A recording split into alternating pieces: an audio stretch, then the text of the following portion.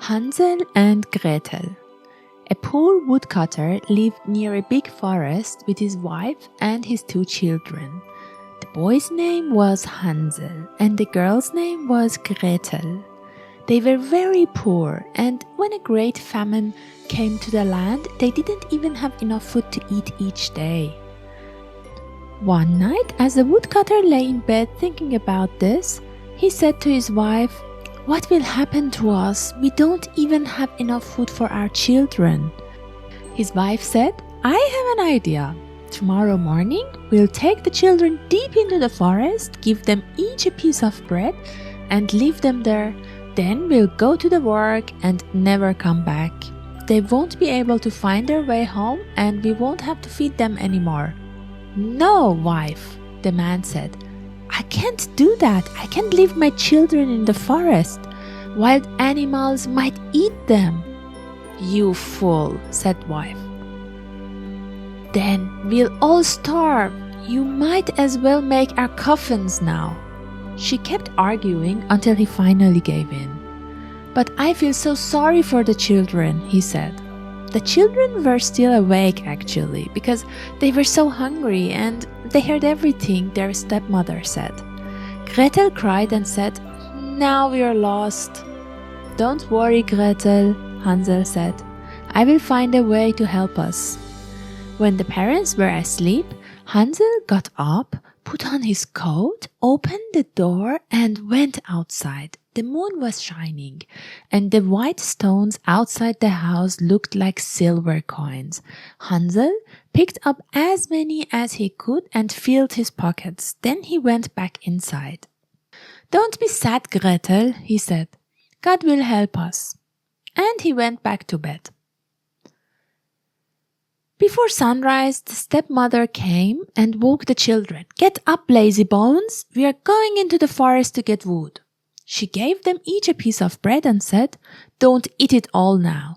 That's all you'll get today." Gretel put hers under her apron. Hansel had the stones in his pocket. They all walked into the forest. Hansel kept stopping and looking back. His father said, "Why are you always stopping and looking behind?" Hansel said, "I'm looking at my little white cat on the roof saying goodbye." "Fool," said the woman. "That's just the sun shining on the chimney." But Hansel was really dropping the white stones behind him. When they got to the middle of the forest, the father said, "Now, children, make a fire so you won't be cold." Hansel and Gretel gathered sticks and made a big fire. Then the woman said, "Sit by the fire and rest. We're going into the forest to cut wood. We'll come back later." Hansel and Gretel sat by the fire. At noon they ate their bread. They heard the sound of an axe and thought their father was nearby, but it was just a stick he had tied to a dead tree, and the wind was moving it. After sitting a long time, they got tired and fell asleep. When they woke up, it was already night. Gretel cried, "How will we go out of the forest?" Hansel said, "Wait until the moon comes up. Then we can follow the stones." When the moon rose, the stones shone like silver, and they followed them all the way back home. They knocked at the door, and when their stepmother opened it, she said, "You naughty children, why did you sleep so long in the forest?" But their father was happy. He had been very sad since they left.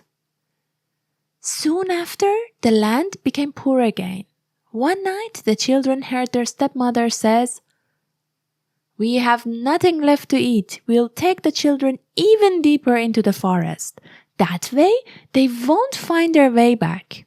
The man didn't want to do it, but she forced him again.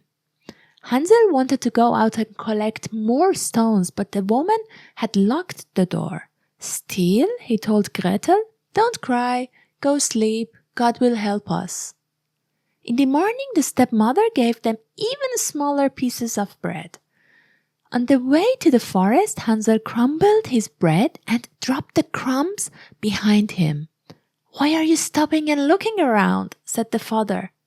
"I'm looking at my little pigeon on the roof saying goodbye," Hansel said. "Fool," said the woman, "that's just the sun on the chimney." But Hansel was dropping crumbs to mark the way. This time they went deeper into the forest. Another big fire was made. "Sit here, children," the woman said. "We'll come back when we're done."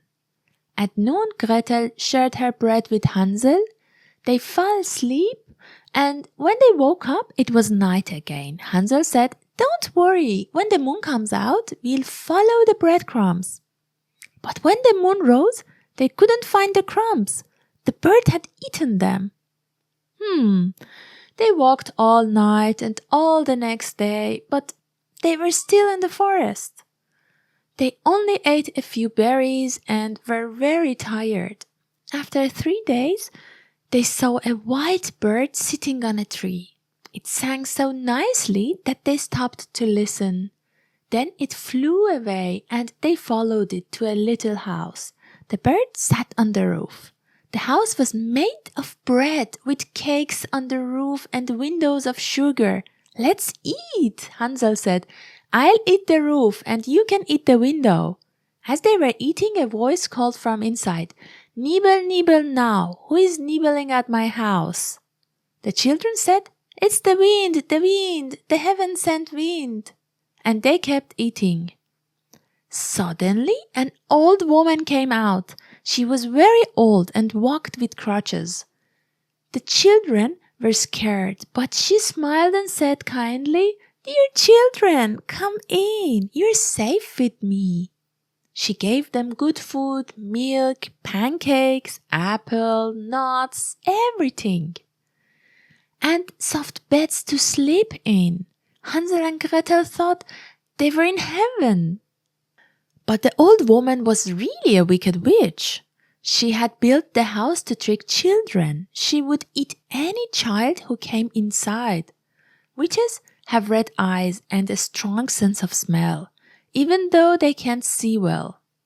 The next morning, the witch locked Hansel in a little cage. No matter how much he screamed, he couldn't get out. She shook Gretel and said, "Get up and cook something good for your brother. I want him to get fat. When he's fat enough, I'll eat him." Gretel cried, but she had to do what the witch said. Hansel got good food, but Gretel only got crab shells. Every morning, the witch checked if Hansel was getting fat by feeling his finger. But Hansel held out a little bone and the witch couldn't see well, so she thought he was still thin. After 4 weeks, the witch got tired of waiting. "Gretel," she shouted, "get some water, fat or thin. I will eat Hansel tomorrow." Gretel cried and begged for help. The next morning, the witch said, "Let's bake first. I've already heated the oven." She told Gretel to check the oven. Her plan was to push Gretel in and bake her too. But Gretel was clever. She said, "I don't know how. How do I get in?" "Silly girl," said the witch. "Look, I can get in myself." As she stuck her head in, Gretel gave her a big push and shut the iron door. The witch screamed, but Gretel locked the oven and ran away. The witch was burned to death. Gretel ran to Hansel, opened the cage and shouted, "Hansel, we're free, the witch is dead." Hansel jumped out and they hugged and danced with joy. They went into the witch's house and found boxes full of pearls and jewels. "These are better than pebbles," said Hansel. Gretel filled her apron and Hansel filled his pockets. Then they left the forest. After walking for a while, they came to a wide river. "There's no bridge," Hansel said. "There's no boat either," said Gretel. "But a white duck is swimming there. Let me ask her for help." Gretel called out, little duck, do you see? Hansel and Gretel are waiting for thee. No plank, no bridge, take us on your back so wide." The duck came. Hansel sat on her back and told Gretel to sit with him. "No," she said, "that will be too heavy. She'll take us one at a time." The duck did just that. Once they were across, the forest started to look familiar. At last they saw their father's house. They ran in and hugged him. He had been very sad since they left. The stepmother had died. Gretel emptied her apron and pearls and gems rolled on the floor. Hansel threw more out of his pockets. Now they had everything they needed and they lived happily ever after. The end.